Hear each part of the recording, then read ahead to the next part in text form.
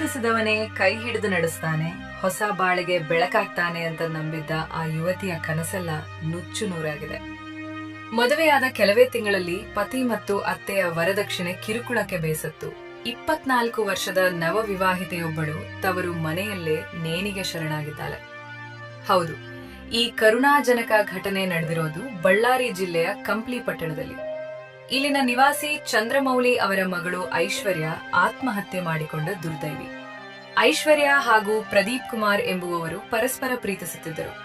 ಕಳೆದ ವರ್ಷ ಅಂದ್ರೆ 2024ರ ಡಿಸೆಂಬರ್ 26ರಂದು ಇಬ್ಬರು ಮನೆಯವರಿಗೆ ತಿಳಿಸದೆ ಮದುವೆಯಾಗಿದ್ದರು. ಆ ಬಳಿಕ ವಿಷಯ ತಿಳಿದ ಕುಟುಂಬಸ್ಥರು 2025ರ ಜನವರಿ 15ರಂದು ಕುರುಗೋಡು ನೋಂದಣಿ ಕಚೇರಿಯಲ್ಲಿ ಇವರ ವಿವಾಹವನ್ನ ಅಧಿಕೃತವಾಗಿ ರಿಜಿಸ್ಟರ್ ಮಾಡಿಸಿದ್ದರು. ಆದ್ರೆ ಮದುವೆಯಾದ ಸಂಭ್ರಮ ಆ ಯುವತಿಯ ಬಾಳಲ್ಲಿ ಹೆಚ್ಚು ದಿನ ಉಳಿಯಲಿಲ್ಲ.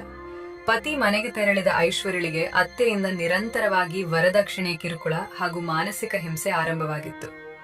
ಇನ್ನು ಹೆಂಡತಿಯ ಪರ ನಿಲ್ಲಬೇಕಾದ ಪತಿ ಪ್ರದೀಪ್ ಕುಮಾರ್ ಕೂಡ ತಾಯಿಯ ಕಿರುಕುಳಕ್ಕೆ ಸಾಥ್ ನೀಡುತ್ತಿದ್ದ ಎನ್ನಲಾಗಿದೆ.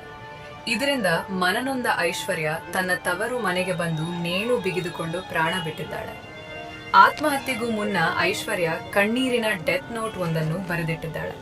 ಅದರಲ್ಲಿ, ನನ್ನ ಮೊಬೈಲ್ ಫೋನ್ ಹಾಗೂ ನನ್ನ ತಾಳಿಯಲ್ಲಿದ್ದ ಒಂದು ತೊಲೆ ಬಂಗಾರದ ಗುಂಡನ್ನು ನನ್ನ ತಂದೆ ತಾಯಿಯೇ ಕೊಡಿಸಿದ್ದರಿಂದ ಅದನ್ನು ಅವರಿಗೇ ಮರಳಿ ನೀಡಿಬಿಡಿ ಎಂದು ಉಲ್ಲೇಖಿಸಿರೋದಿರೋದು ಎಲ್ಲರ ಕಣ್ಣಾಲಿಗಳು ಒದ್ದೆಯಾಗುವಂತೆ ಮಾಡಿದೆ. ಸದ್ಯ ಮೃತಳ ತಂದೆ ಚಂದ್ರಮೌಳಿ ನೀಡಿದ ದೂರಿನ ಮೇರೆಗೆ ಕಂಪ್ಲಿ ಪೊಲೀಸ್ ಠಾಣೆಯಲ್ಲಿ ಪ್ರಕರಣ ದಾಖಲಾಗಿದೆ. ಘಟನಾ ಸ್ಥಳಕ್ಕೆ DYSP Prasad Gokhale, PI KB Vasukumar ಸೇರಿದಂತೆ ಉನ್ನತಾಧಿಕಾರಿಗಳು ಭೇಟಿ ನೀಡಿ ಪರಿಶೀಲನೆ ನಡೆಸಿದ್ದು ತನಿಖೆ ಚುರುಕುಗೊಂಡಿದೆ. ಬಳ್ಳಾರಿ ಜಿಲ್ಲಾ ಪೊಲೀಸ್ ವರಿಷ್ಠಾಧಿಕಾರಿ ಡಾಕ್ಟರ್ ಸುಮನ್ ಪೆನ್ನೆಕರ್ ಘಟನೆ ಕುರಿತು ಮಾತನಾಡಿದ್ದು, ಆತ್ಮಹತ್ಯೆ ಪ್ರಕರಣವನ್ನ ಪೊಲೀಸರು ತನಿಖೆ ಮಾಡುತ್ತಿದ್ದು ಶೀಘ್ರ ತಪ್ಪಿತಸ್ಥರ ವಿರುದ್ಧ ಕಾನೂನು ಕ್ರಮ ಜರುಗಿಸಲಾಗುವುದು ಎಂದಿದ್ದಾರೆ. ಕಂಪ್ಲಿ ಪೊಲೀಸ್ ಠಾಣೆಗೆ ಒಂದು ಪ್ರಥಮ ವರ್ತಮಾನ ವರದಿ ಬರುತ್ತೆ, ಒಂದು ಕಂಪ್ಲೇಂಟ್ ಬರುತ್ತೆ ಚಂದ್ರಮೌಳಿ ಅನ್ನೋರಿಂದ. ಚಂದ್ರಮೌಳಿ ಅವರು ತಂದಿರುವಂತಹ ಕಂಪ್ಲೇಂಟ್ ಅಲ್ಲಿ ಅವರ ಮಗಳಿಗೆ ಡೌರಿ ಹರಾಸ್ಮೆಂಟ್ ಇಂದ ಅವಳ ಮಗಳು ಸಾವನ್ನಪ್ಪಿದ್ದಾಳೆ ಅನ್ನುವಂತ ಒಂದು ಡೀಟೇಲ್ಸ್ ಜೊತೆಗೆ ಕಂಪ್ಲೇಂಟ್ ಕೊಡ್ತಾರೆ.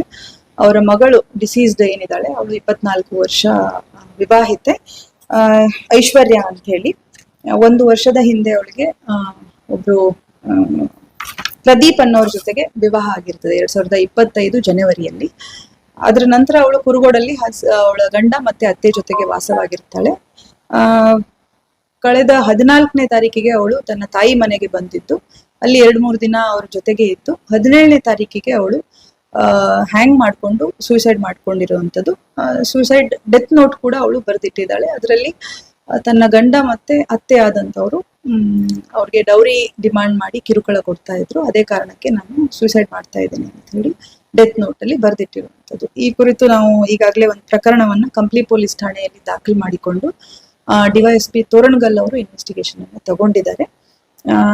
ಫರ್ದರ್ ಆರೋಪಿತರನ್ನ ನಾವು ಸೆಕ್ಯೂರ್ ಮಾಡಿದ್ದೇವೆ. ಆರೋಪಿತ ಒಂದು ಪ್ರದೀಪ್ ಮತ್ತೆ ಬಸಮ್ಮ ಅತ್ತೆ ಇಬ್ಬರನ್ನು ಕೂಡ ನಾವು ಸೆಕ್ಯೂರ್ ಮಾಡಿ ಜುಡಿಷಿಯಲ್ ಕಸ್ಟಡಿಗೆ ಈಗಾಗಲೇ ಹ್ಯಾಂಡ್